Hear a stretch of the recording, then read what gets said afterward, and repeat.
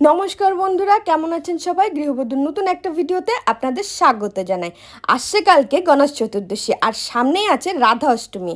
আর আমি আমার বাড়িতে করব রাধা অষ্টমীর ভিডিও শ্যুট। সেই জন্য আমি দেবার্জনী স্কুল থেকে দেবার্জনের বান্ধবীকে ধরে নিয়ে এসেছি রাধা সাজাবো বলে। আর রাধা সাজানোর জন্য আমাদের রাধারানীকে কেমন লাগছে অবশ্যই বলবেন। ইনি হলেন গিয়ে আমাদের রাধারানী।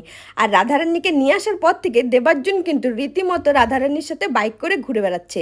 এদিকে আমি কৃষ্ণকে সাজানো শুরু করে দিয়েছি, আর এই দিকে রাধারানীর মা কিন্তু মুচকি মুচকি হেসে যাচ্ছে, আর তার সাথে দেবার্জনের দাদাও কিন্তু খুব হেসে যাচ্ছে। এদের দুজনে হাসার পেছনে কারণ ছিল এটাই, আমি বলেছিলাম যেহেতু রাধাকৃষ্ণ হচ্ছে তাহলে দেবার্জনের দাদা কেন বলরাম হতে পারবে না, তাই আমি বলছিলাম দেবার্জনের দাদাকে বলরাম সাজতে। সেটা নিয়ে সবাই কিন্তু ওখানে খুব হাসাহাসি করছিল। যদিও বলরাম সাজানো হয়নি, আমরা যখন রাধাকৃষ্ণ সাজাচ্ছিলাম তখনই বেশ জোরদার ঢাকের আওয়াজ পাওয়া যাচ্ছিল।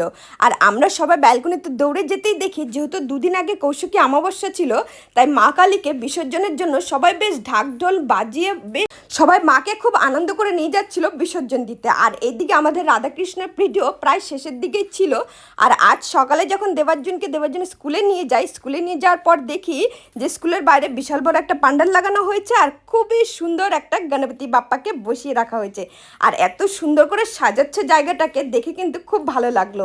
চারিদিকে কিন্তু গণেশ ঠাকুরের প্যান্ডেল খুব বানানো শুরু হয়ে গেছে, তাই কার কার ভালো লাগে আমাকে অবশ্যই জানাবেন। আর আজকের মতো ভিডিও এইটুকুই, দেখা হবে নতুন কোনো ভিডিওতে। আপনারা ভালো থাকবেন, সুস্থ থাকবেন।